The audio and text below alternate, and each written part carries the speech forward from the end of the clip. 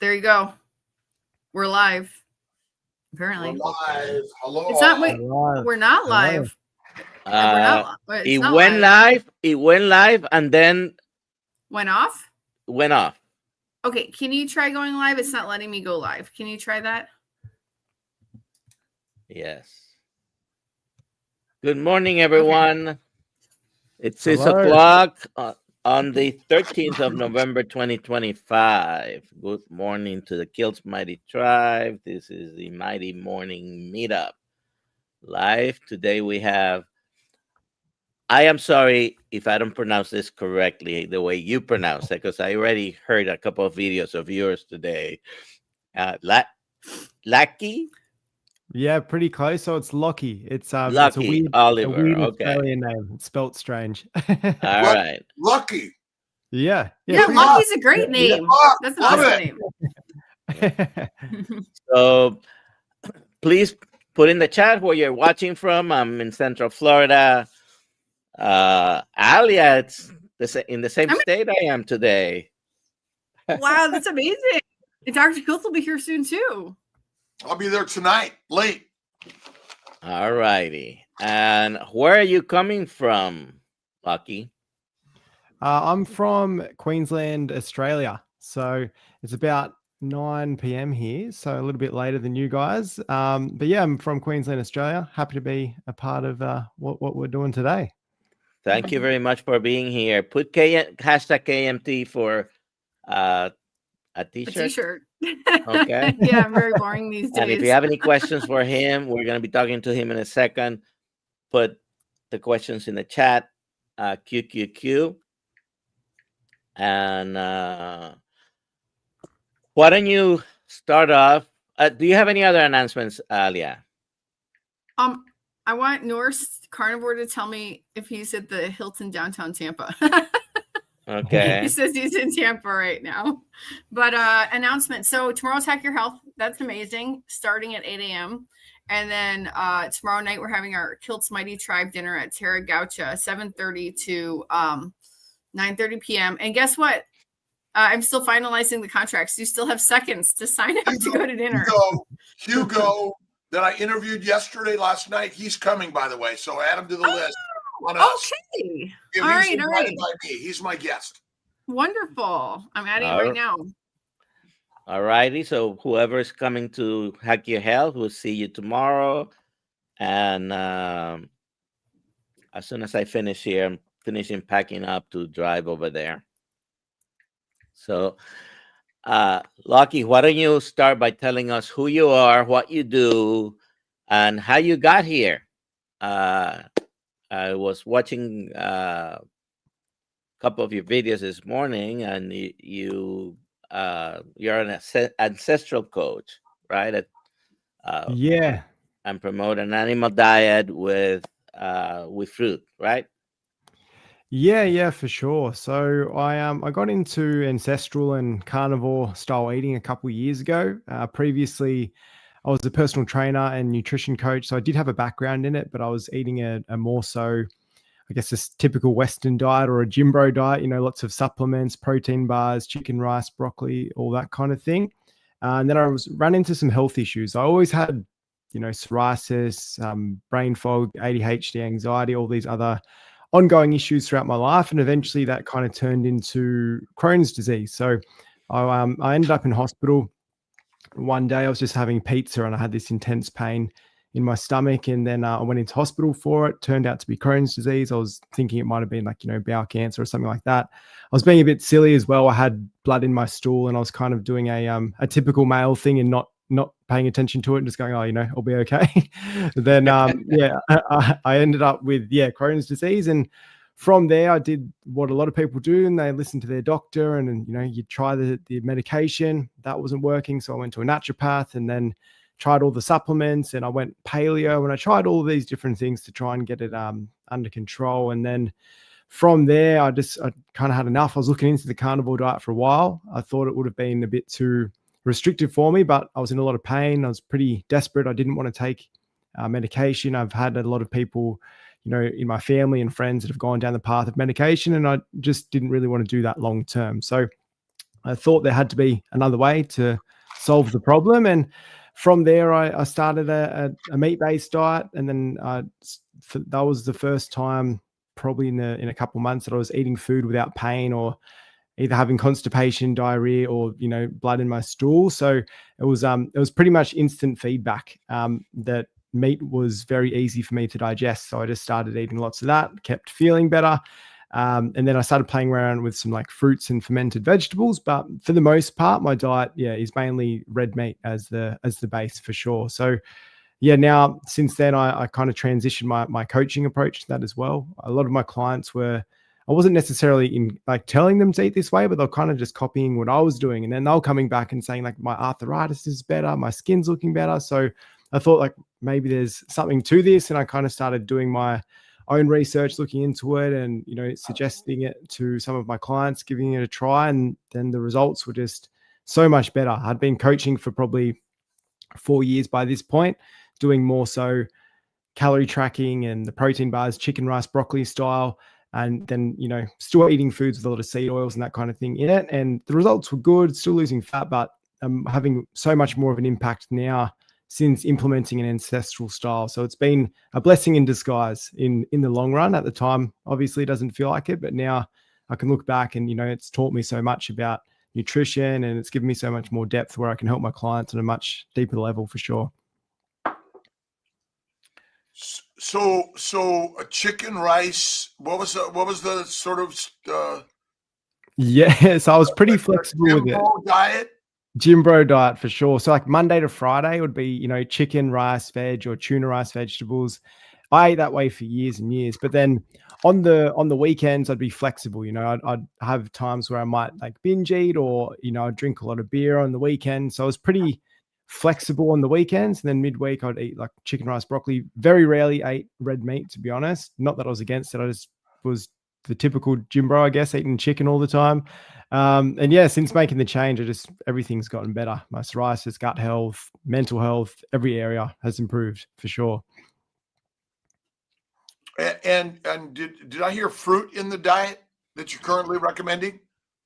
Yeah, I play around with fruit. I think I have times where I do include it, and then other times where I go a bit more carnivore style. It just kind of depends on where I'm at that stage. I've kind of been testing Lion diet, carnivore, seeing like what works best. And I think there's pros and cons to both, doing it both ways. It really just depends, on the person and I guess where you're at specifically. What's your all throughout this, what has been your training routine, your exercise routine? Yeah, so with my training routine, before I was struggling with the autoimmune stuff, I would train a lot. So sometimes twice a day. I was training for marathons, doing a lot more endurance style training.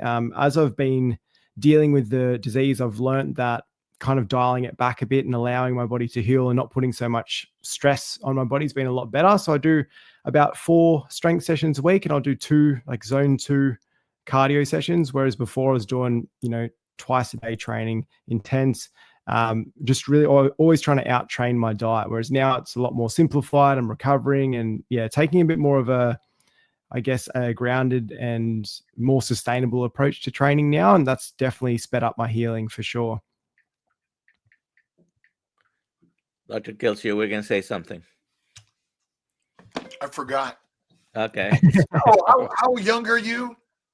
I'm 20. I'm 29. 29. And do you think there is like a one diet that all of humanity should eat all the time and will live the longest and be the healthiest? I think there's different approaches to it. I think as a base, like I think carnivore is a great diet. I think people should implement a lot more red meat in their diet as the base and the foundation, and then kind of play around with what works for them. I think a lot of people feel great on ketosis, and my approach, and I guess the reason I do like including fruits and a bit of fermented vegetable is because a lot of people can struggle to stick to carnivore. So say if someone's eating a general Western diet, and even for me, for example, I was someone who drank a lot of beer and ate pizza a lot on the weekend. So going to strict carnivore for me was a bit tough in the beginning. Whereas I found just having a bit of fruit in there made it a lot more sustainable for me. And I think the end goal is just to minimize or cut out the ultra processed food, base your diet on meat, and then play around with some other foods. And if you can sustain that for life, that's a great approach, in my opinion. So carnivore, meat centric, but recognizing that the some plants, small amounts, and why fermented and why fruit do you think versus let's have kale and asparagus and peanuts all the time? Yeah, so what I've found is, especially like if you do have a weak gut or you are facing some gut issues, just minimizing the oxalates and other defense chemicals has been a game changer. I used to eat a lot of broccoli and spinach and all those different things, and they just wasn't digesting. And it felt very strange at the start because, you're always told to eat your greens. And I was doing that because when I was first sick, I was like, I'll eat healthy and just eat lots of salad, and it wasn't working. So I found the fermented vegetables, it breaks down a lot of the anti-nutrients in the fermentation. So that works quite well. And then I generally try and stick to, like, obviously organic, spray-free produce for the fruit. So if I am eating it, it will be spray-free. Otherwise, I'll just stick to meat most of the time. Yeah, go ahead, Dr. Nelson. Yes. I do believe that different people may tolerate the diets, the variations on the diet differently, right?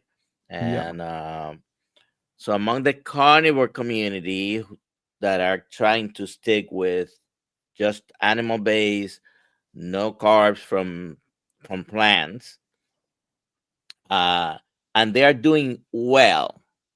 Do you have any advice regarding, because a lot of people, especially in the past few months, have been talking about adding carbs and adding vegetables, that it's okay. And my mindset is always, if you can tolerate it, right? Yeah. What do you tell someone who happens to already be doing a carnivore, no plants, and is doing well? Yeah, for sure. I think if you're feeling great on a carnivore diet, I definitely wouldn't change anything. Like if you're feeling amazing and you can stick to it, I think that's awesome. I think I work with a lot of weight loss clients, and I think the issue where it can arise sometimes is when people have a big rebound. Like say they might do carnivore for maybe say 3 months or a year, whatever it is, and then they go back to ultra processed food. So it's kind of like they're going on and off it, where I find if you're struggling with that, maybe just play around with adding in a couple other things as opposed to just doing like strict and then going back to your old diet and trying to make it more of a lifestyle. But if you're someone who's not having any of those issues and you're feeling great and everything else is improving, then yeah, if it isn't broken, no need to fix it for sure. If you have any questions, please put them in the chat, Q in front of it, so we can pick it up easily. Go ahead, Dr. Kilt. So how much do you think the community and coaching really adds to people's health and wellness, even if they stayed on the original diet or they made some changes? But do you think that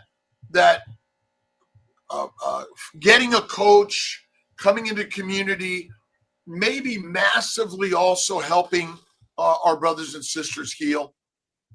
Yeah, for sure. I think the most important part, and I think the biggest benefit, there's obviously a lot of ways that coaching can help, like through support and accountability in all those areas. But I think the big one, even that I found in my coaching, whether it's a mentor or business coach or health coach, whatever it is just having clarity on what you're doing, especially now when everyone's trying to cram, 10 years worth of knowledge into a 30-second Instagram reel, and then people watch that and they take it as gospel and they try and apply it.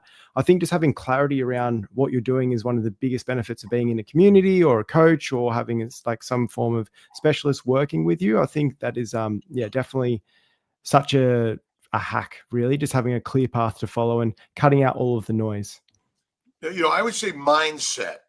And this is so powerful. What are you reading? What are you listening to? What are you watching? But then who are you hanging out with? And Yeah. the beauty I love in the carnivore keto communities is that we're hanging out with people that care about their health and their brothers and sisters' health. And so we're sharing ideas, hack your health, right? That's we're all going to hack your health tonight to be there for the next 3 days for community connections and listening and learning. And we're all scrolling and listening and watching and things like that. But that one is this is good. These daily connections, weekly connections, monthly, whatever it is. And I've gone to plenty of retreats and seminars in my day. And I think, and this is why we created the coaching course, because everyone needs a connection and a coach. I've got friends and brothers and sisters that are suffering loneliness, depression, worry, and because they don't have a community of support.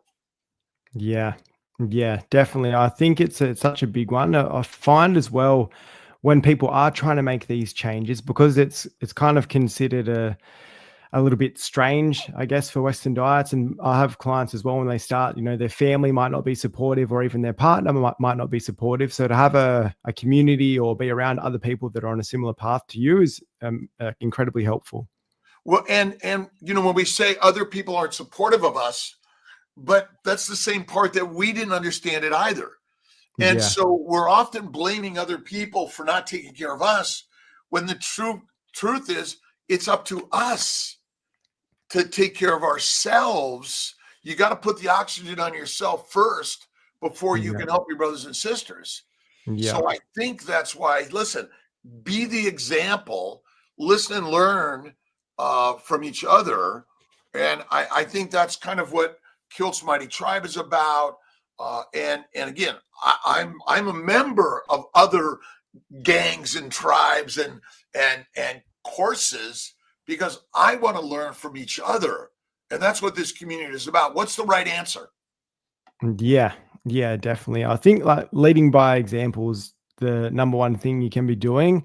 I've found that even in my experience, like at the start, no one really understood why I was eating the way I was eating. And then once I got the results, and then I was coming off medication, I was feeling better, I wasn't in pain anymore. Then all of a sudden my family started, starting to follow the same diet that I was following, and then their results improved. And then most likely they're telling their friends about it, and their friends are doing the same thing. So it kind of flows on, and all it takes is one person to make the change, and it can have a massive impact. Is it likely easier to make the changes when you're younger and feel better, even though you may not be really strict at that thing, do you think? Yeah, I think so. I think when you're young, I was lucky though, like not necessarily lucky, but I was lucky in a way where I had a strong reason to do it. Like I was kind of at a point where the doctors were like, you're going to have to take all this medication, maybe even have chemotherapy and all this other stuff. And I was like, I'm going to try to do this naturally first. I think that probably the harder part when you're younger, like when I first got it, is more so socially. That would be the hardest part. I guess you might not be bound not as busy with work, or maybe you don't have kids yet, but I think socially would be the harder part. Whereas I guess as you get a bit older, you've got, kids at home, a little bit more stress at work. But yeah, you can make it work. And I think once you get your health on track, every area of your life benefits anyway. Any particular books that you have found really valuable in your life that have sort of turned your life around, or podcasts or movies or stories? Yeah, for sure. So I listen to a lot of audio books and audibles. So Atomic Habits, everyone probably knows that one, but that was one that definitely changed my life. I think the transition for me was making the small changes day to day and just kind of building on that. Atomic Habits, Compound Effect, those kind of I guess self-help books were really helpful for me in the beginning of just prepping my food, laying my clothes out for the gym the night before, and just making those small changes. And that was a big help. So tell me the power of getting out of the house and getting to the gym on a regular basis. Yeah, it just sets you up for the day. I've always trained probably since I was about 11 years old. Like I had dumbbells in my room and a pull-up bar and that kind of thing. But the real change for me was when I started training in the morning. There we go. We're going. Yeah, getting it done early. Yeah, I think training in the morning was a game changer. It just set me up for the day. I noticed my focus was better, and you're rocking up to work. You're already energized as opposed to starting your day like relying on coffee and feeling half asleep. So it's very helpful. And because I know that just getting up and out and showing up and hanging out with others that are doing the work, do you think, again, it's getting to the gym, or at least turning on the sort of the community that puts you in the space, begins to get some vibrational energy and getting us moving every day? Yeah, I think it has such a big flow-on effect, whether you're around other people, or even just the habit of training in the morning. After a hard workout, you're a lot less likely to, pull into KFC or McDonald's because you've just worked hard for an hour. You don't want to waste your hard work. Whereas if you wake up sluggish and, you've had a stressful day at work and you're rushing home and you don't have time for dinner, like it just sets you up for sets you up for a much better day. Like if you are getting training done and you're feeling like you don't want to waste your hard effort in the morning. And what type of work is coaching your full-time passion? Yeah. So I'm an online coach. I was in the gym for probably 4 or 5 years, and now I'm doing online nutrition coaching and personal training. And yeah, it's honestly been life changing. I love doing it. It takes up all my time, so it's been really good. But I've been enjoying it. What's your downtime routine? Yeah, so downtime routines changed a lot lately. So my wife and I moved states. We moved up north in Australia by the beach now, which is really nice. So downtime, trying to get out a lot more in nature. I found it was I was probably overworking in the beginning, and it was definitely slowing down my gut healing. I was just working too much, not really having any downtime. So we really just get outside, go to the beach, go, to a national park for a hike on the weekends. And then at night we'll just chill. So getting a lot better at chilling now because we moved to a state where we don't actually know anyone yet. So it's all pretty fresh. So we have plenty of free time on the weekends, which is nice. How much does time cost? It's free. It's always free, right? Yeah. Right. And how do you deal with sort of the negative beast that is within all of us? Do you have any sort of hacks to help those of us that are like, oh, I can't do this, or I'm not good enough, or this is too hard? Yeah, definitely. So something that's really helped me is just having a clear goals. So, and then having them to refer back to. So I think sometimes we set goals and it's very vague. So for example, it might be, I want to lose 10 kilos, but there's no real emotional buy into that. It's just a number, or like, you want to lose 20 pounds, whatever it is. But if you set like clear goals, for example, that have a real deep, powerful meaning to you, that are actually going to keep you on track, I think that's a lot more helpful. So say, for example, like instead of saying you want to lose 20 pounds, say that you want to be able to take your shirt off confidently at the beach, or you want to get rid of your back pain so you can play with your kids and not feel so tired. Like stuff that's actually going to keep you a little bit more accountable to achieving that goal, because it's got a lot more emotional buy-in. And then what I like doing is just zooming out and breaking down like your goal into habits. So just ask yourself a simple question, like what habits do you need to stick to make achieving that goal impossible not to do? And then when you zoom out, it's like, all right, well, I probably need to have, eat clean or follow some structure with my nutrition, hit my steps daily, and maybe strength train 3 days a week. And then if you just do those 3 habits every single week, you're going to get to your goal. So it's just kind of zooming out and just breaking it down into what's simple instead of going extreme. Do you find that becoming a teacher and a coach also is teaching you, and that's sort of another hack, like learn something new and then teach that thing that gives you even more power and strength, understanding the power of the repetition and the power of the positive approach to life? Oh, of course. Yeah, definitely. Like I learned so much when I started personal training originally because, you're with a new client every 30 to 45 minutes, just back to back. And when I was in the gym, I was doing really long days, 12 hours facing clients, and every client would come in with a different, story, problem, background, and you're just learning from them. And if they have a question I didn't know the answer to, you go find out the question and you come back. So it's a never ending growth journey being a coach, because you're always trying to learn more and get better. And just you learn from your clients, like through their stories, and you don't want to be stuck in a spot where you can't help them. So you're always trying to get better for sure.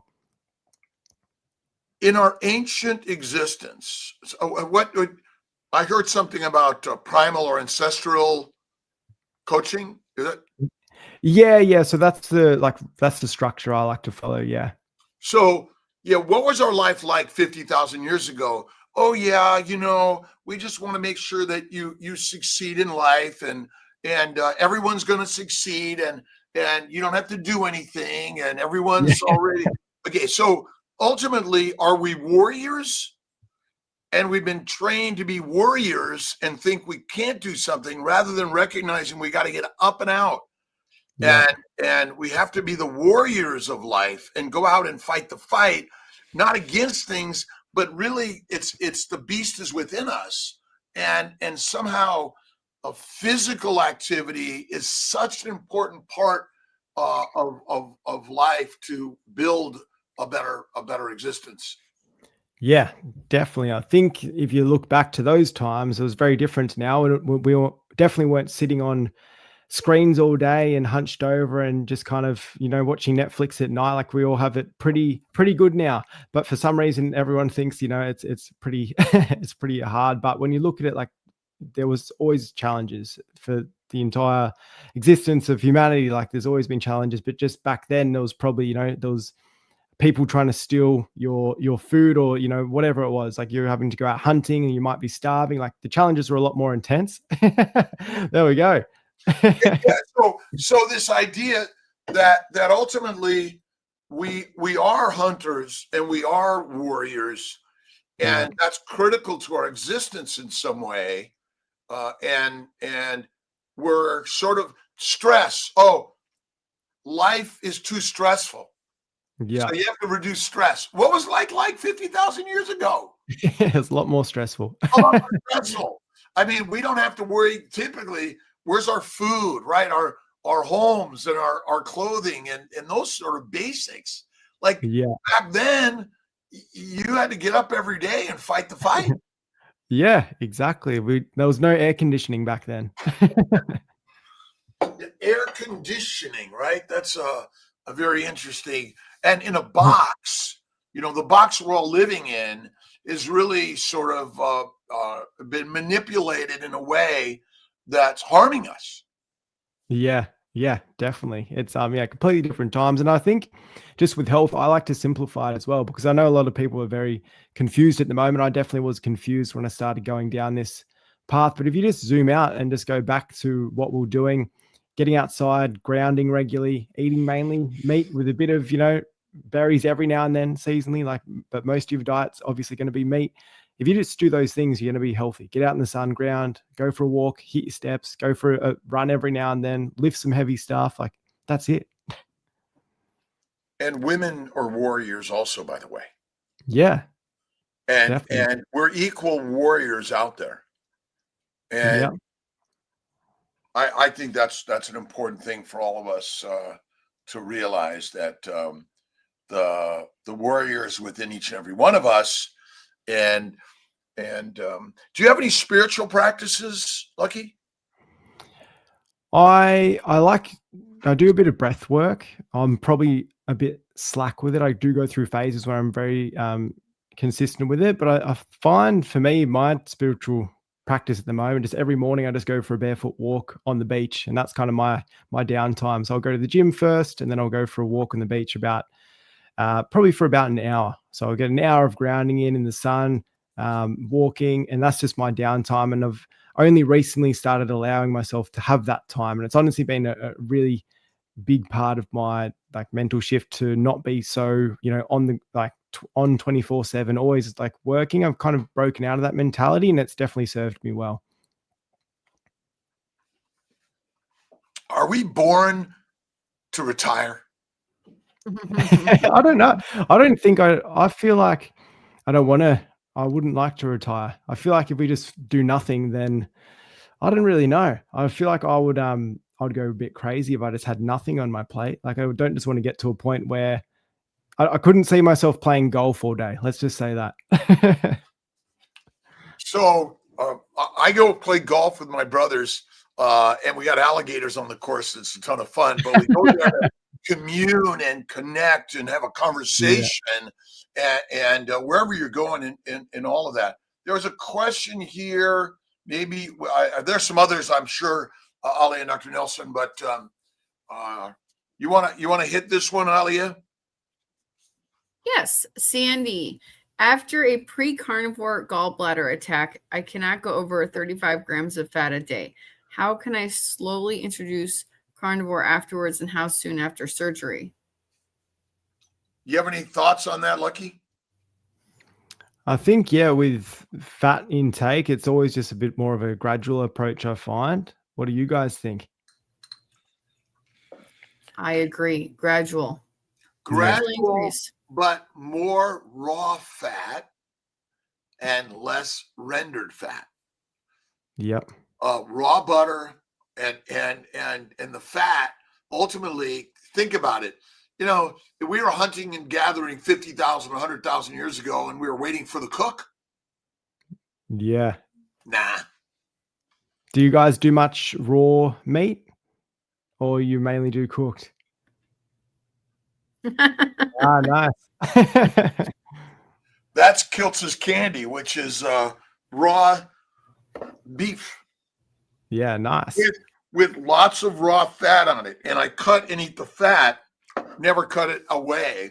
I see too many carnivores that cut the fat away. And ultimately, you had a gallbladder attack. Again, most carnivores are eating lean, overcooked meat. And that means they're eating a high protein, low fat diet. Yeah. And what word am I going to talk about right now? Pottinger's Cats. Read the book. Great story. But that's my bet. And raw butter. I mean, here, a spoonful of butter and a little bit of raw beef with some white stuff on it, right? Yeah. Nice. That's health food. Yeah. Do you guys have access to raw butter where you're at? We don't have it in Australia. It's frustrating. We can get raw milk, but it's sold as bath milk, as a skincare product. Oh, nice. Yeah, nice. Got the good stuff. I really want to get my hands on some. We don't have it here. It's like in Australia, they crack down on it. It's for cats and dogs. Oh, nice. That's the trick. I'm the dog. Yeah. Yeah. Should we take some more of these questions? Yeah, absolutely. Papa Carnivore, how affordable is beef red meat in your country at this time? Is it affordable, or are you having to buy chicken pork because of the cost? Yeah, so I still eat red meat. It is affordable. I find the mistake some people make when it comes to affordability, especially in Australia, because the cost of living is quite high here. If you're having steaks all the time, you're getting ribeyes and everything like that, your grocery bill is going to be very expensive. But if you eat, we call it mince here, but ground beef, if you eat that regularly, chuck steak is another cheap one. I don't know if you guys have it over there. Also, bucco, it's like the beef shin. We have that access to that. They're all really cheap cuts of meat. So Monday to Friday, I'll just be having that most of the time, and then on the weekends, I'll have steaks. So if you pick your cheaper cuts of meat, it's a lot easier to stick to. You'll probably find you actually save money because you're not going to be eating out, getting Uber Eats, which is like $30, $40 by the time it gets to your house. You'll save money eating this way for sure.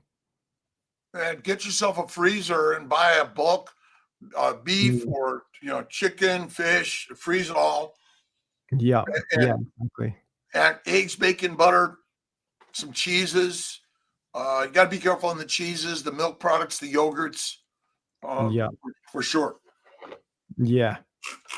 Okay, Brian Ari 258. I'm thinking about doing the Lion diet. How long is a good amount of time for reset? 1 month or 3 months? And then go back to carnivore with a small amount of carbs, 20 grams, 1 day a week.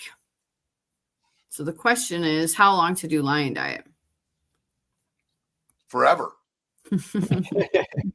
And then from time to time, throw in a little bit of small amounts of fruit or some fermented. I mean, I do a French fried potato, no skin, extra crispy, fried in duck grease, tallow, or lard, and Nice. then dipped in either butter, mayonnaise, or sour cream, and then salt, because amino acids and simple sugars both are glucogenic, ketogenic in essence, and they require the liver and insulin. So when we talk about high protein versus high sugar, they both metabolize the same. And so it's the fat your body wants, and a little bit of plant in general isn't our killer, unless you have an anaphylactic reaction, which not good. All right. Next question is, how do you know what your ideal, this is from Gloria M. How do you know what your ideal weight should be? Rely on your body's inherent set point or lean on index scans, perhaps, DEXA scans, perhaps? Ideal body weight. There isn't an ideal body weight. It depends on the conditions. If you have to hibernate for 6 months and gestate, you better be fat.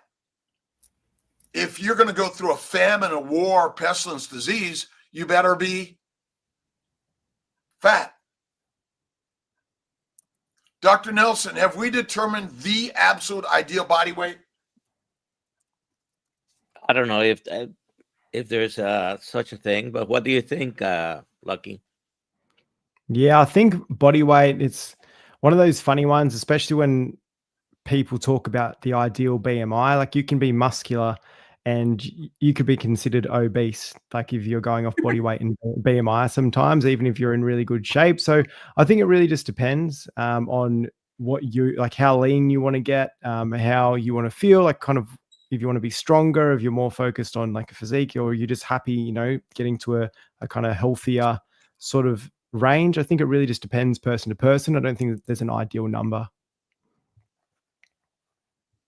But ultimately, we have not proven what it is. Yeah. Healthy people die all the time of cancer and stroke and suicide and many other things. Yeah. And they have the ideal body weight. And because ultimately inflammation is the cause of disease, whether you're fat, skinny, or what we consider the right weight. I mean, our war against fat has kind of effed us up. Yeah. Yeah, definitely. Next question, Ali. What are your thoughts about Bill Gates' new backing of routine blood tests for Alzheimer's for anyone over 60? Well, he's probably just going to be pushing medication, I would say. More blood tests, more sales. Mm-hmm. Flexner report, John D. Rockefeller, it's all about more money. Remember, the people that have the money are making more money because they're selling us an ideas. What doctor's visit or blood test should we all get on a routine basis? Yeah. There aren't any. No. Yeah. None. You don't need any tests for us to get to a point. Lion. And that's doing what we are. Dr. Kills, what is retirement? It's called fertilizer and food for other micro and macroorganisms. That's what it is. Again, no other organism retires. Put all your money in the bank and watch it grow, and then what? And then you die, and you left it for who? Bill Gates and all those others, because the government controls our money. Last question so far. My husband got a CAC score back. It was almost 6,000. It said it was higher than 99% of people his age. We haven't spoken to a doctor or anything. does this seem possible?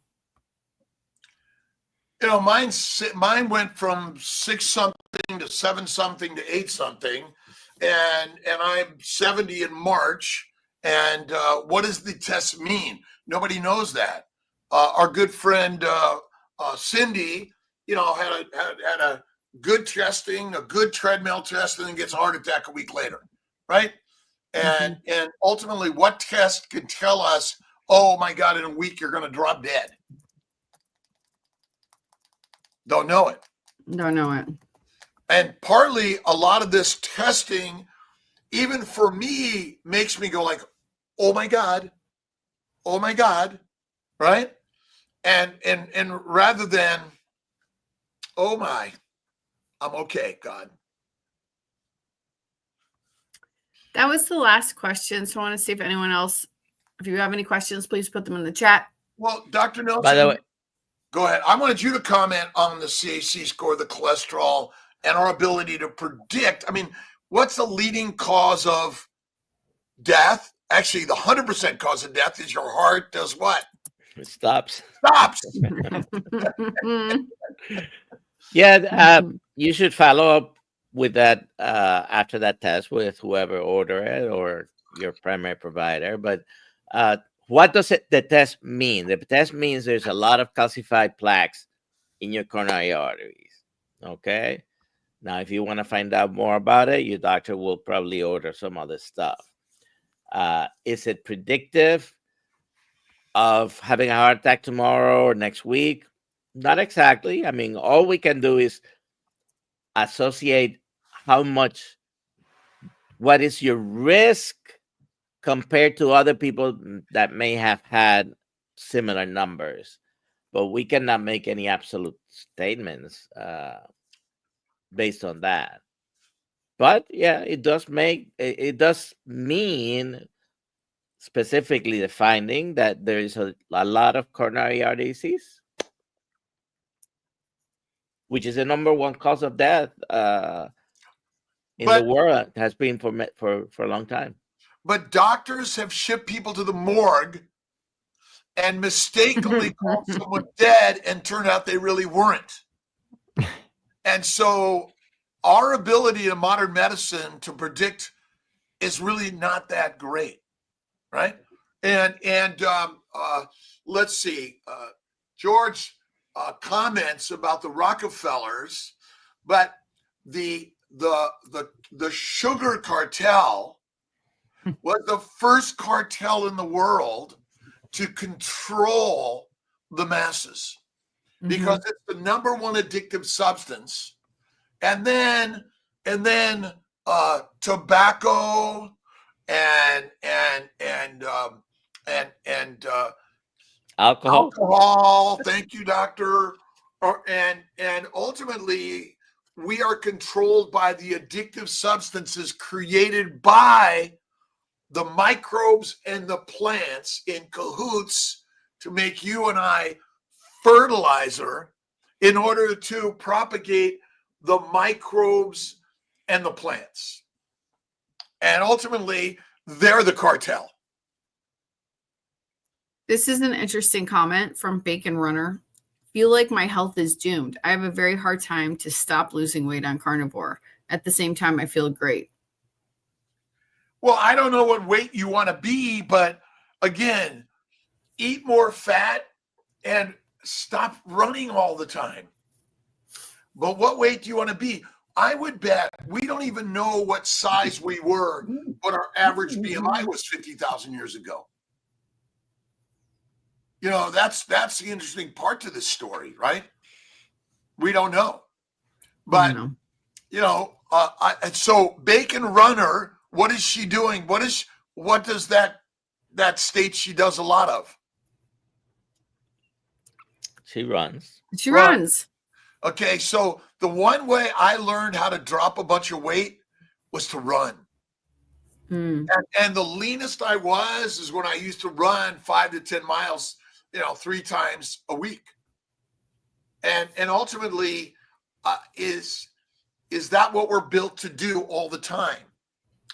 Like, what did you create? What did you build by running all the time? Nothing. Slow down. Do something. But remember, the best way to burn a shitload of calories, remember, the only fuel for the body is fat, not protein. And so you're going to be the leanest, because look at the runners. Who are the leanest out there? Yeah, the runners. The runners. So slow down. Hang out with us. Go into the pottery studio, the painting studio, or the podcast studio, right? Right? Join Piltz's crazy tribe, gang. There's another one from Brian Ari. How do you all deal with stress, and how does stress affect your diet? Lucky. Yeah. So with stress, I find it all just comes down to making it easy for yourself. And that's why like a carnivore or ancestral diet is the way to go. I think just making sure it's just quick and easy. I'm a big fan of the slow cooker. I always say to my clients, like if it's a week where it's a bit chaotic, just make your meal prep as easy as possible. So I will put like brisket or chuck steak in the slow cooker, turn it on, cook it in bulk, and then your dinner's ready. So if you're really stressed, just make it easy so you can stick to it. That's the key. What does that say? I can't read too well. Christ-based teachings. Again, whether it's Moses, Muhammad, Abraham, Jesus, Lao Tse, Buddha, or it's Lucky, Nelson, or Alia. What you put in your mind determines the things they create out there. And so what part of life is supposed to be purely easy? None. We're born lucky. The only thing that truly is the most amazing thing that's ever happened to any of us is we're born, and it is a guarantee that you are going to die and be fertilizer. And when and how it happens, the answer is, I don't know. But what are you reading? What are you listening to? What are you watching? So recognize that stress is purely just a mindset. If you do not lift heavy weights, how do you build muscle? You don't. Is that stress? Yeah, it is stress. Could you damage your muscle or bone or ligaments by doing that? Definitely. Could do it. So life is supposed to be stressful, but if you think about it as the power of building better in your life, not a negative, then you're changing it. So ultimately, if you have no stress, you're dead. Right? Life is so. How do you embrace? And this is, the secret. The secret of life is to change what you think of the thing to change the thing. Meditation, prayer, visualization, positivity, which I found will overcome any diet. I don't care what your diet is. It will overcome any diet. And how do you deal with stress? What are you listening to? What are you watching? What are you reading? And again, the Bibles are the stories of the warriors. And in many cases, they're the warriors, but to convert the warrior to the true warrior, that's the very best way to deal with stress, to see the beauty of the hardship and the challenges. Your cross to bear, right? Make any sense? Or am I like talking to... No, I get it. Am I talking to the mirror? Yeah. Which is truly I am. And I can only tell you from my experience in life is that the mindset is the real master class. That's why carnivore is king, because it's a lifestyle of thinking and listening and learning like the Lion King. And Jesus Christ, Muhammad, Moses, Abraham are lion kings. And there are brothers and sisters that told us a story that changed our lives, right? And when you go to the gym, are you not a warrior? Working to be one, trying to. Well, you are one because this is what you're born. You are born that way, but we've been listening, they're feeding us alcohol, they're feeding us marijuana, they're feeding us cocaine and heroin, and then sugar cane all the time. So is cane sugar small amounts sometime your problem? No, not every now and then. Is alcohol in small amounts infrequently your problem? No. But fermentation in the gut via the microbes is the biggest source of alcohol in our bodies rather than you drinking it. That's why a lion diet, fatty meat, and eat less frequently is the best thing ever. I was listening to Diane Newman from Caltech, an overview of microbial diversity and evolution, because I'm curious about the microbes. And I wrote a number down, and this was about 10 years ago. There were about 6 times 10 to the 9th human beings on the earth. And there were 5 times 10 to the 30th microbes on earth.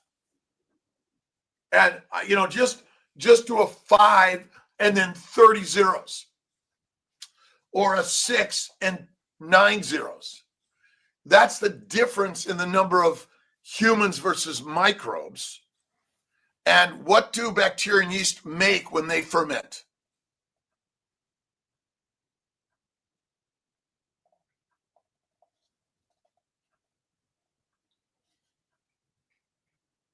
Alcohol.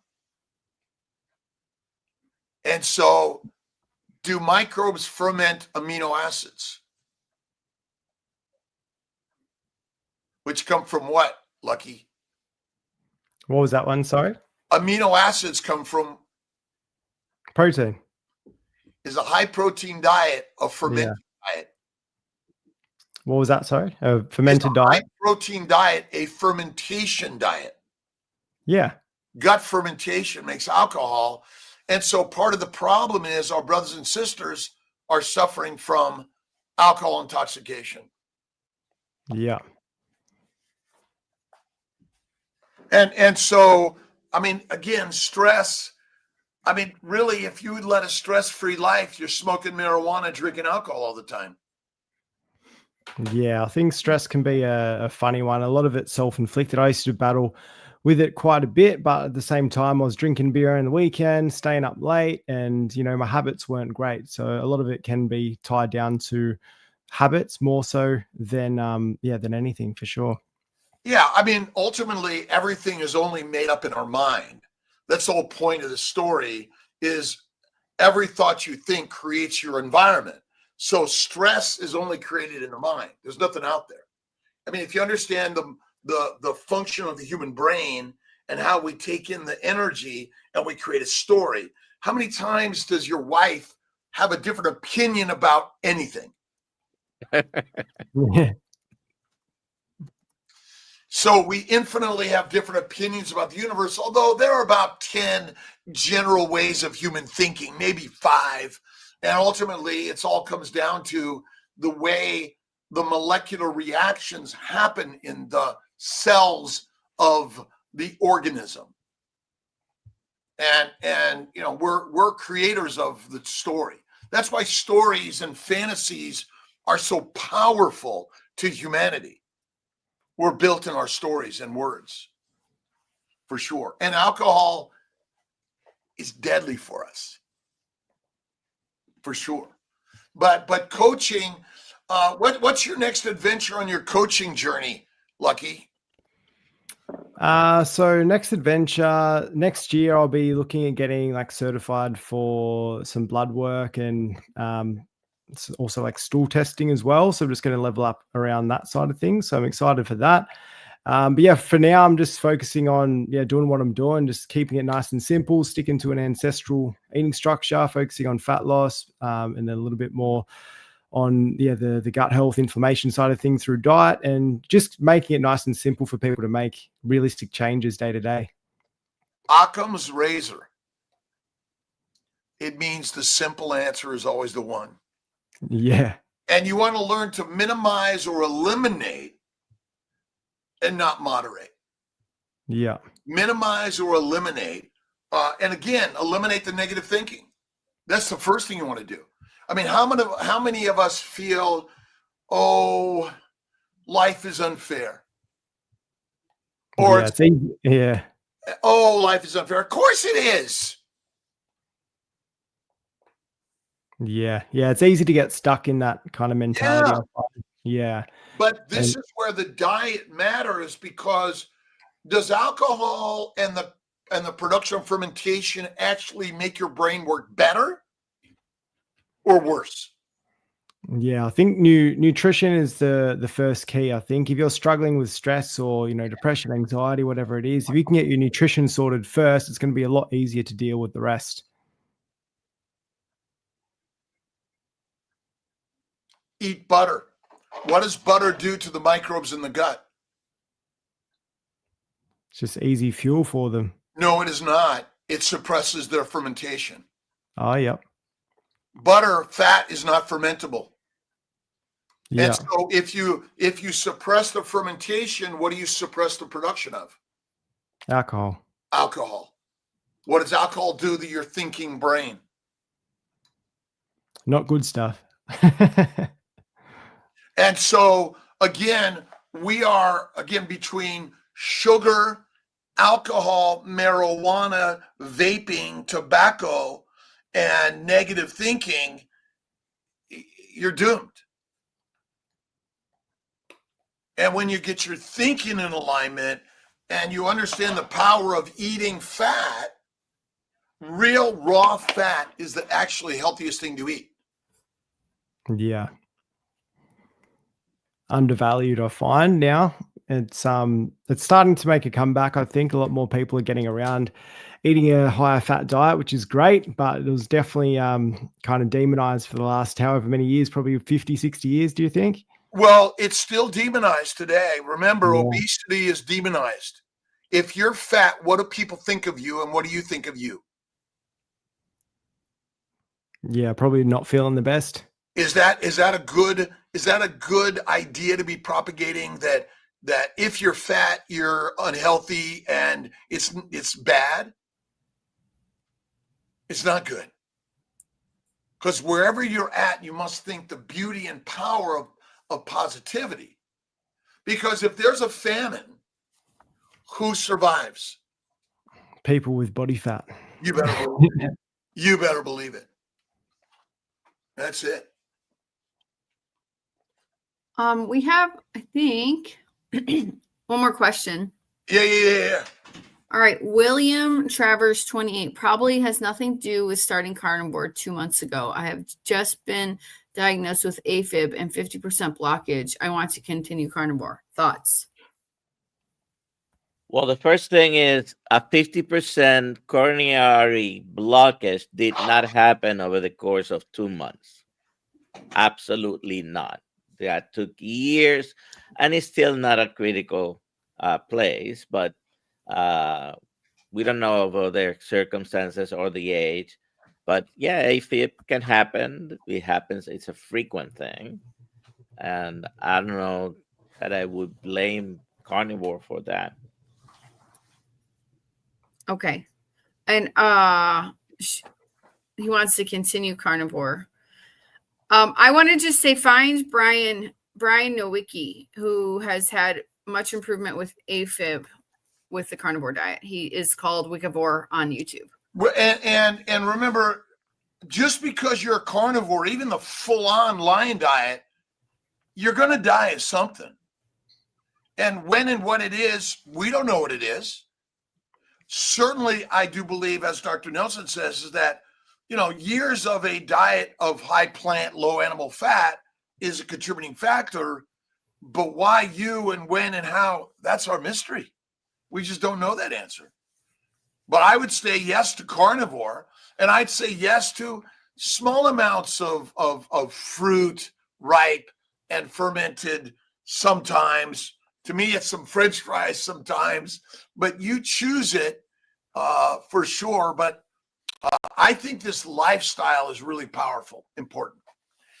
I got to go to the hospital. Go. I got to go to the Bye. hospital. I have surgery all day. I'll see you late tonight or tomorrow. Lucky, you're amazing.